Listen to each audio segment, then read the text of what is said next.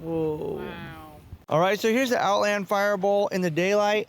It's raining, but comes with this awesome little cover, so that's a win. You can see how the hose wraps around it. Very easy to store. You can see the construction here. Little tubey guy.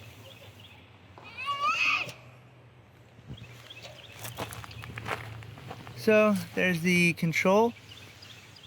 Off, obviously. High, low. Can't get much more simple than that. It doesn't light on its own. We do use a lighter. And here's a bag we got separately for it, which has been awesome because it's padded, so it's not jacking up other stuff in your vehicle. And then you can kind of keep it out of the elements. That's what we're doing right now. Yeah. Oh yeah, it rained overnight and this thing was out, so it didn't get wet inside, so that's pretty impressive. So here are the rocks. I mean, you don't have to have the rocks, it just kind of disperses the fire, makes it look a little more natural, gives a little more ambient vibe. You can see the tube under there for the gas. It's great. A little cool little fire cutouts. That's fun. That's just for looks, but all in all, I'd say super impressed with this thing.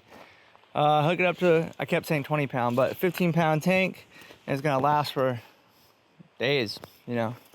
Definitely easily as economical as burning wood without the hassles of making sure you have kindling and lighter fluid. You know, you don't have to worry about having an axe to, you know, get the wood chopped up or anything like that. So yeah, it's not a wood fire. I'm not gonna lie and be like, oh, it's a wood fire, but it's definitely so utilitarian. It's awesome. It is warm enough. We have done marshmallows over it. You could do hot dogs, you know, no reason you couldn't. Super handy. You can see how small it is in comparison. This is a 15-pound tank, right? So you can see how big it is. Not very big.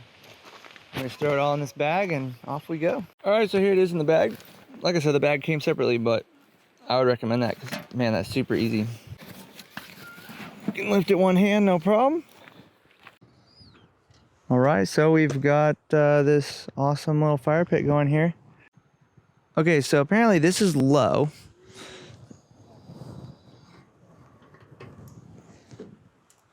And that's high. That thing is going, man. Check that out. We've used it a number of times now. Once in the very cold, it was about hovering around 32 degrees, and we were in Georgia. And we were trying to use it with a green 1-pound propane bottle, and it would work at first, and then it would just basically get more and more dim as the propane tank got cold and, you know, started to have frost on the outside of it. And then you could shake it or move it or lift it up, and it would, all of a sudden the flame would kick back up. But this is the way to go for sure. We've had this thing on for a couple hours now. I think this is our third trip. We used it in South Carolina by the beach, and it was awesome. We're in an RV park, so it was even better. They did not have fire pits. And now, even though we're out in nature, out in the woods of Virginia, we just carried this with us in the van, set it up. It was ready to go in about 30 seconds. So you can see the little rocks. They get glowing there a little bit.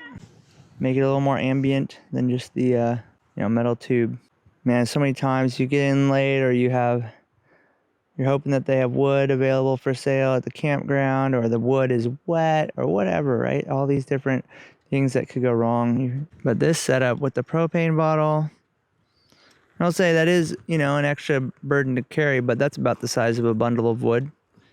And it's gonna last a lot more than one fire. One bundle of wood is one fire, right? So I'm sitting here feeling pretty warm. My legs are warm, my upper body's warm, but you reach down here, it's cool where your feet are so you don't melt your shoes, like on a real campfire, which I've done before. yeah, I've done it too. Yeah, I'm about to back up. I'm like pretty warm. It's not like that warm out here, but the fire pit is warm. Yeah. All in all, I would give a big thumbs up to the Outland Firebowl.